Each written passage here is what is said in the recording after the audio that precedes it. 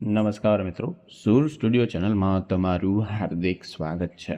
મિત્રો, આપણે ઘણીવાર જોયું હશે કે ઘરમાં પૂજા કરતા હશો કે પૂજા દરમિયાન તમે જોયું હશે કે માતાજીનો આપણી જે દીવો ધરી છે, માતાજીનો દીવો જે કરી છે તેમાં ક્યારેક ફૂલ બને છે, ક્યારેક લો સીધી રહે છે, ક્યારેક બુઝાઈ જાય છે.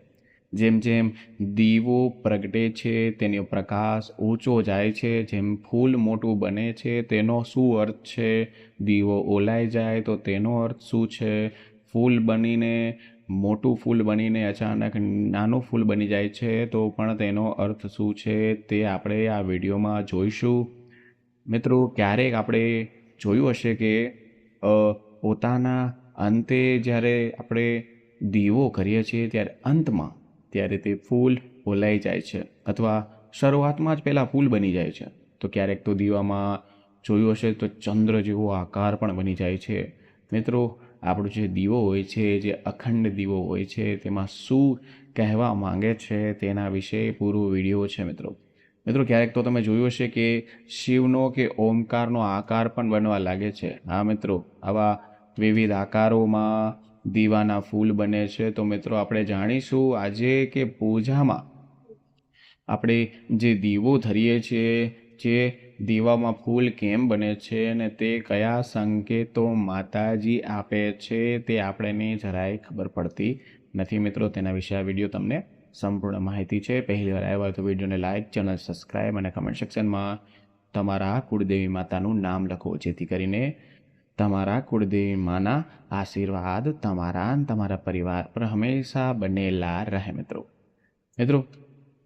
તમને આ સંકેતો વિશે હું તમને જણાવવા જઈ રહ્યો છું. જો તમે પૂજા દરમિયાન તમારા ઘરમાં પૂજામાં કે દીવામાં તમે જ્યારે દીવો સ્થાપિત કરો છો, દીવો રાખો છો, તો તેમાં ફૂલ બને છે. તો જો દીવામાં જો જ્યોતની જે ફૂલ બને છે તેનો અર્થ શું છે? તો તમારી પૂજા પ્રિય દેવી દેવતા સુધી પહોંચી ગઈ છે. આ પહેલો સંકેત છે જ્યારે દીવામાં ફૂલ જેવું બને છે ત્યારે. અથવા તો તમે જે કોઈ ઈષ્ટ દેવી દેવતાઓને માનો છો, પછી ભલે તે કુળદેવી હોય કે તમે કોઈ પણ દેવી દેવતાને દીવો ધર્યો હોય, તો સમજો કે તમારી પ્રાર્થના ત્યાં પહોંચી રહી છે, તે તમારી સમક્ષ પહોંચી રહે છે. તમારી જે અરજી તમે જે લગાવેલી છે તે સાંભળી રહ્યા છે. એટલા માટે જો દીવાની જ્યોત જો કોઈ ફૂલ બને છે તો તે દર્શાવે છે કે તમારી પૂજા જે તમારા મનપસંદ દેવી દેવતાઓ છે તેમાં પહોંચે છે અને તેમના આશીર્વાદ તમને ચોક્કસપણે મળે છે. મિત્રો, આ સૂચના એવી તેવી સૂચના નથી, આ સંકેત એવી તેવી સંકેત નથી.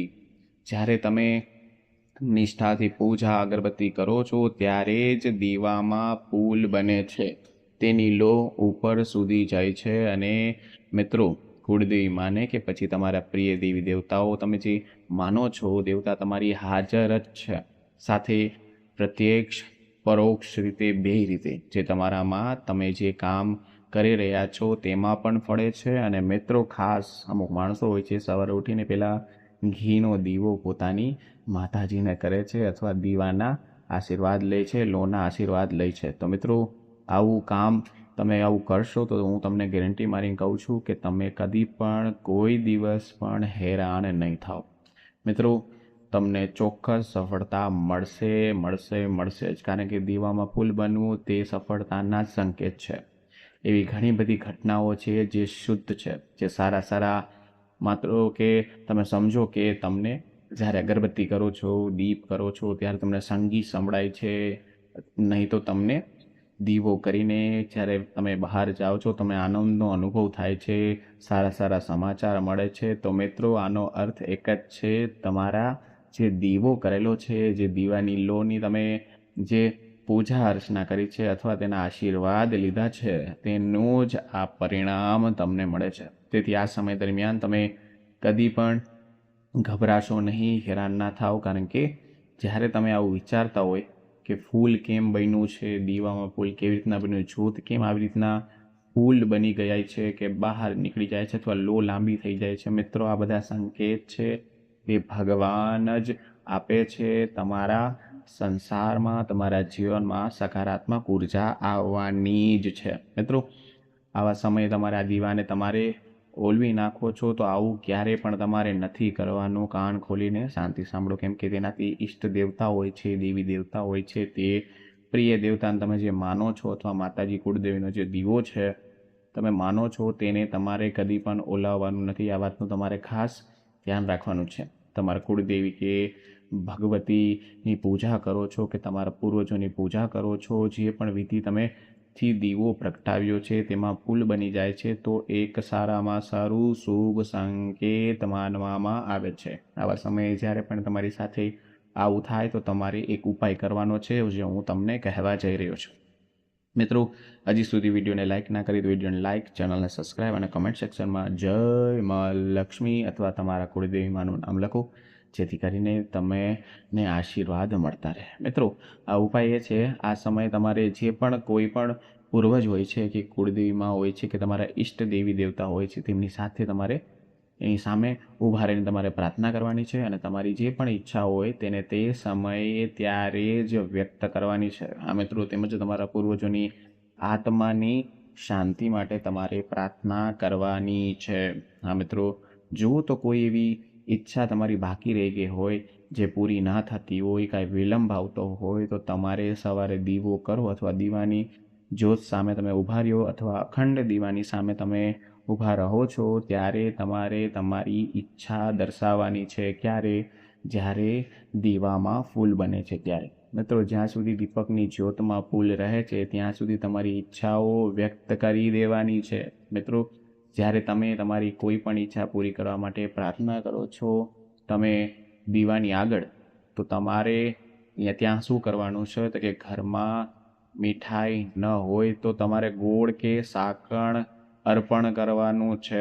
આ મિત્રો, હું તમને કહી દઉં કે જ્યારે પણ આ ફૂલના સંકેત દેખાય અથવા ફૂલ બને દીવામાં, ત્યારે તમારે ગોળ કે સાકર ત્યાં રાખી દેવાની છે અને પ્રસાદી રૂપે આખા પરિવારને ખવડાવવાનું છે, કારણ કે આ સારામાં સારો અને શુભ સંકેત છે. મિત્રો, એક ખાસ ઉપાય છે જે હું તમને છેલ્લે જણાવીશ, અંતમાં વિડીયોમાં જણાવીશ. તો મિત્રો, આ વિડીયોને જેમ બને તેમ શેર કરજો અને જેને આવા સિમ્ટમ દેખાય, જેને આવા દીવામાં ફૂલ દેખાય, તો એ વ્યક્તિને આ વિડીયો શેર કરજો, જેથી કરીને માતાજીના આશીર્વાદ તેને મળ્યા છે, તેને સારા સારા સમાચાર મળે. મિત્રો, દીવાની વાતમાં કેવા પ્રકાશની હોવી જોઈએ તે પણ કહી દઉં અને કેવી હોવી જોઈએ એના વિશે થોડીક તમને માહિતી જણાવી દઉં, તો ધ્યાનપૂર્વક સાંભળો.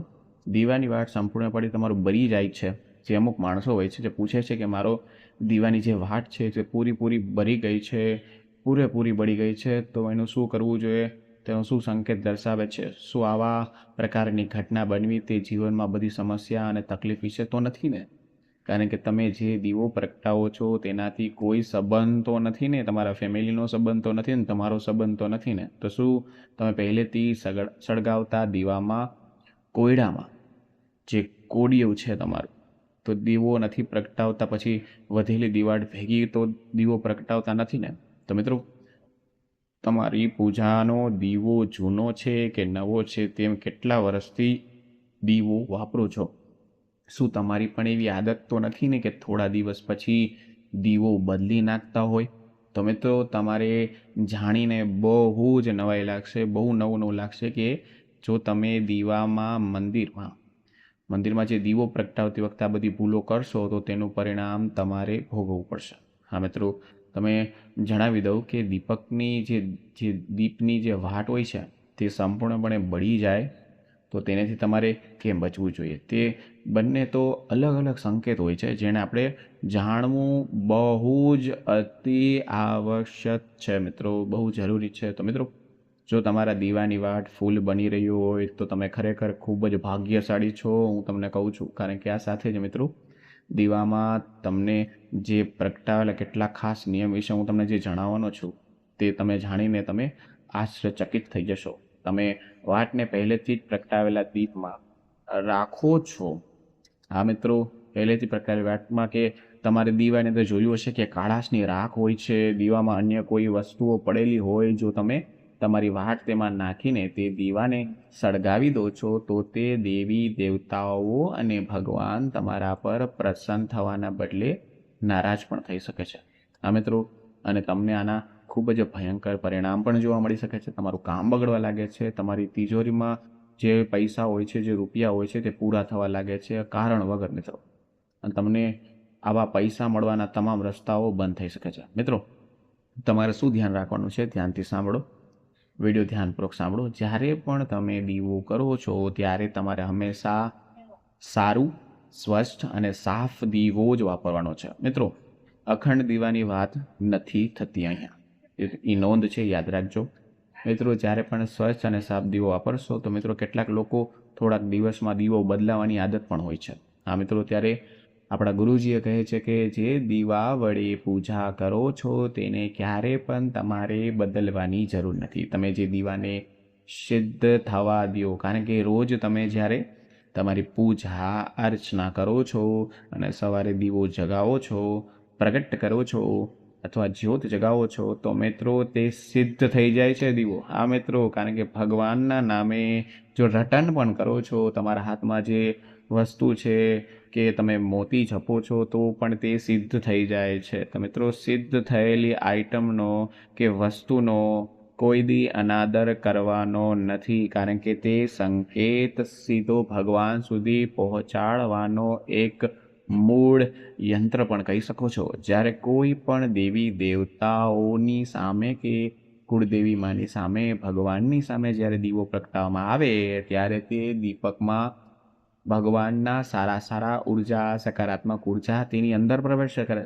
હા મિત્રો, અંદર પ્રવેશ કરે છે. જ્યારે પણ તમે તે દીવો પ્રગટાવો છો તો તમારું શરીર એટલે કે તન, મન, ધન શુદ્ધ થઈ જાય છે. તેથી જ્યારે પણ તમે દીવો કરો છો ત્યારે તમે દરરોજ તે દીવો સાફ કરો મિત્રો, પછી તે દીવો પ્રગટાવો મિત્રો.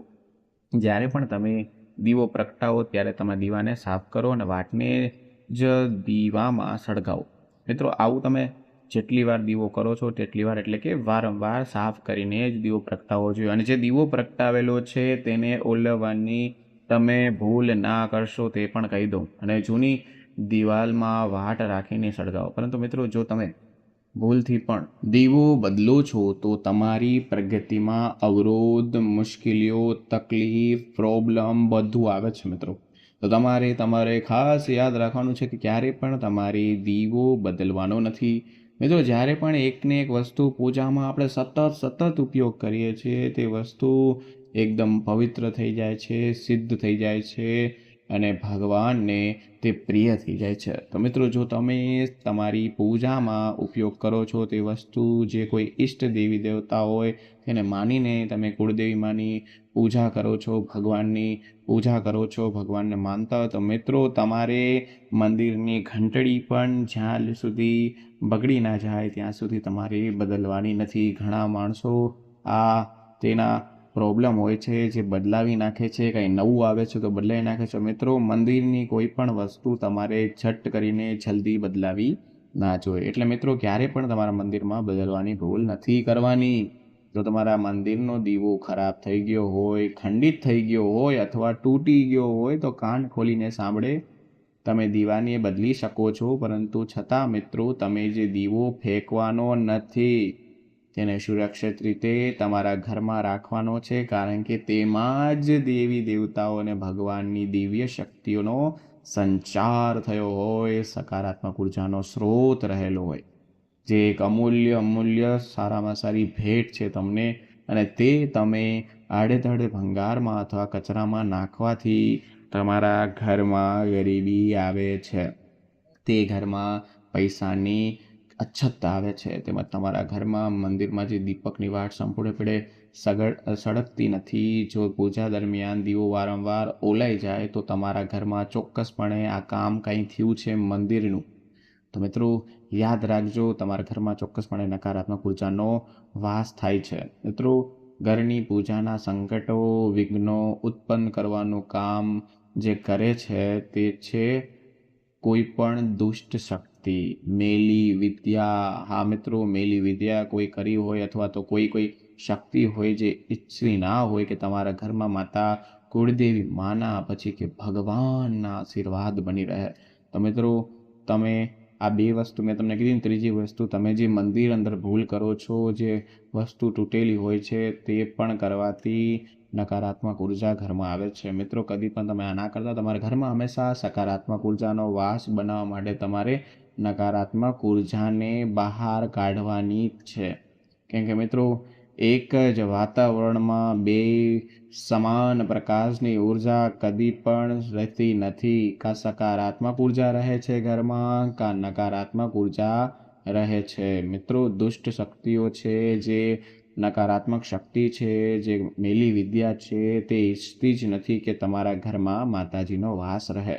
તો મિત્રો, હંમેશા તમારી શક્તિને દૂર ભગાડવા માટે સવારે આરતી કરો, ભજન વગાડો અને કમસે કમ 10 મિનિટ પૂરા પરિવારને હાથ જોડીને મંદિરની સામે બેસીને માતાજીની પૂજા અર્ચના કરો. હું તમને ગેરંટી મારી કહું છું, કદી પણ તમારા ઘરમાં અશુભ વસ્તુ નહીં થાય, નકારાત્મક શક્તિ કદી પણ નહીં આવે, સંકટો કદી ઊભા નહીં થાય. તેના પ્રભાવથી આપણો દીવો વારંવાર ઓલાય છે. મિત્રો, આ મોટો એક સંકેત છે. જ્યારે તમને દીવો ઓલાય છે ત્યારે સમજો કે તમારી પૂજા આરાધનામાં કાંઈ પ્રોબ્લેમ છે, અથવા તમે દીવામાં રોજ દીવો નથી કરતા, અથવા તમે કોઈ વસ્તુ કરી રહ્યા છો જેના કારણે તે દીવો તમને સંકેત આપે છે, ઓલાઈ જાય છે. મિત્રો, આ વસ્તુ તમારે બહુ ગંભીર રીતે લેવાની છે, કારણ કે આપણે જે પણ કર્મ કરીએ છીએ તે ભગવાનને સાક્ષી માનીને જો કરીએ તો મિત્રો કદી પણ તમને દુઃખ નહીં પડે. જો તમે ખુદને મોટા સમજીને જે કાર્ય કરશો, અથવા એમ કહેશો કે હું જ છું બધું, હું જ કરું છું બધું, મારાથી જ બધું થાય છે, હું જ કરી શકું છું, તો મિત્રો તેને અહંકાર કહેવાય. અને ગરીબીનો ભાઈ અહંકાર હોય છે. મિત્રો, કદી પણ તમારે કહેવાનું નથી. સવારે ઉઠીને 7 વાગે હાથ જોડીને કુળદેવી માને પ્રાર્થના કરવાની છે કે મારા જે ફેમિલીમાં, મારા જે પરિવારમાં જે દુઃખ આવે છે, જે ખરાબ શક્તિઓ મારા ઘરમાં છે, તેને દૂર કરો. તેમ બોલીને શુદ્ધ ઘીનો દીવો કરવાનો છે. માં ભગવતીની પ્રાર્થના સામે ખાલી એક વાર તમે માથું ઝુકાવીને માતાજીને ક્ષમા માંગી લેજો.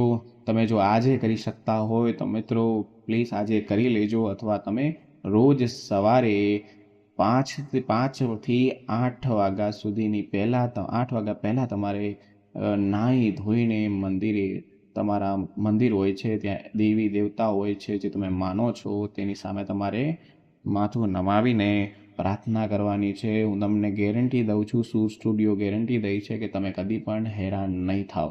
જો મિત્રો, એક વસ્તુ તમને કહી દઉં, ધ્યાનથી સાંભળો. જ્યારે પણ તમે ઘરે ના હોય, તમારું મંદિર દૂર છે, તમે પ્રવાસમાં ગયા છો, બહાર ગયા છો, તો એક જ વસ્તુ બને છે.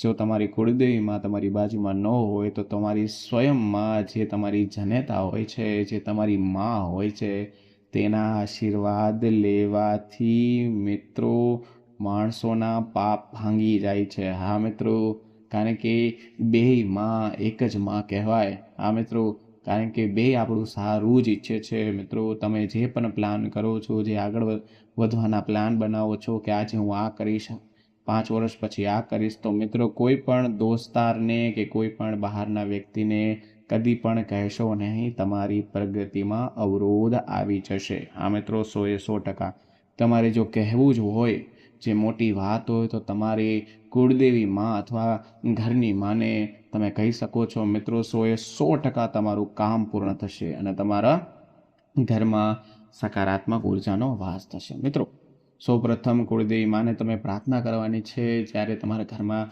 મંદિર હોય છે ત્યાં એની આસપાસ જે નકારાત્મક ઉર્જા છે તે દૂર રહે, તેમની કૃપા ઉપર હંમેશા બની રહે. તમારી ઉપર આવી શક્તિઓથી બચવા માટે જ્યારે પણ દીવો પ્રગટાવો ત્યારે ખાસ કરીને તમારે મંદિરમાં ગંગા જળ તો રાખવાનું જ છે. હા મિત્રો, અને તમે ગંગા જળને લઈને ગોળ વર્તુળ બનાવવાનું છે. હા મિત્રો, અને આ ગોળ વર્તુળની અંદર જ તમારે દીવો રાખવાનો છે. હા મિત્રો, જે વ્યક્તિ હોય છે, જેને બહુ પ્રોબ્લેમ હોય છે, બહુ ગરીબ હોય છે, તેને ખબર નથી પડતી કે દીવો કેવી રીતના રાખવો, અને દીવો ઓલાઈ જાય છે કારણ કે ઘરમાં નકારાત્મક શક્તિનો બહુ વાસ વધારે હોય છે.